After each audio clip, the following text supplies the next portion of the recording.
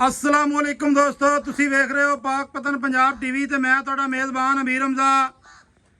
जिस तरह के वीर सज्जण जानते हैं असी डेली भरावां नूं चंगे तो चंगे प्योर नीली दे जानवर विखाने हैं।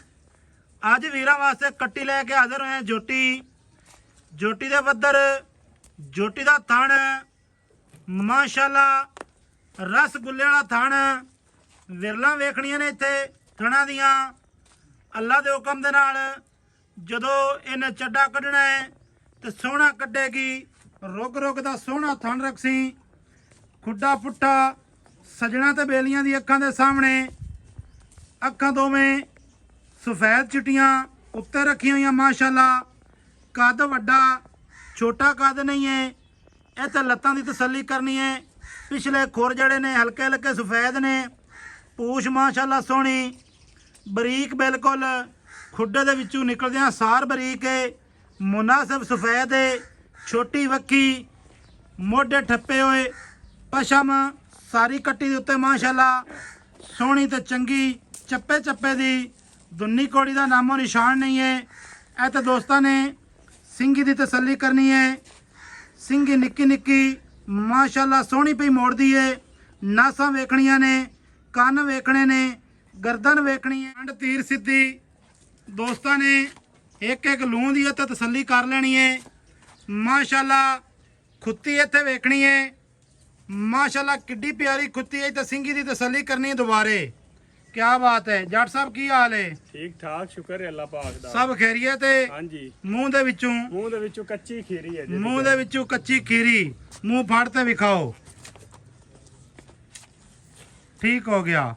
मूंह दे विचों कच्ची खीरी। जूड़ भाईजान ने हुण कढ़ दिओ तुसीं।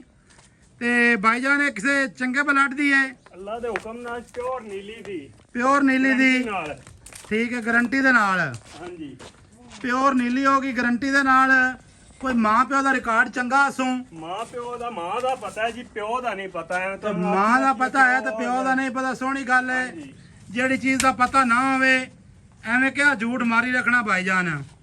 झूठ मारन दा फायदा कोई नहीं।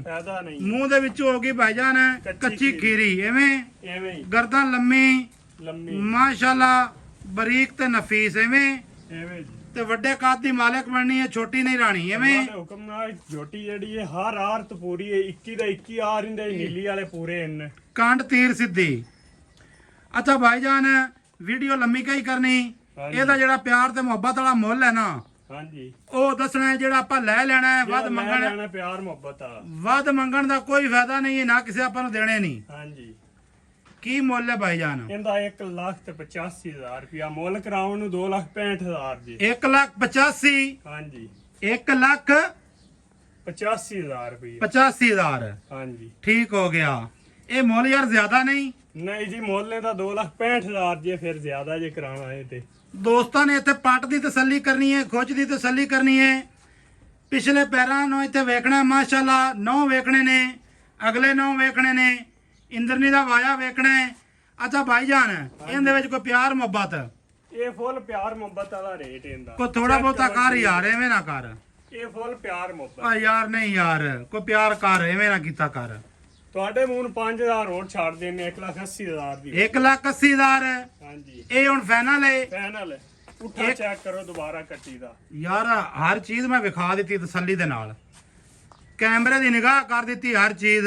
ਖੁੱਡਾ ਪੁੱਟਾ ਹੱਡੀ ਮੈਂ ਨਾ ਪੂਰੀ ਜੋਟੀ ਬੜੀ ਤਸੱਲੀ ਦੇ ਨਾਲ ਵਿਖਾ ਦਿੱਤੀ ਹੈ।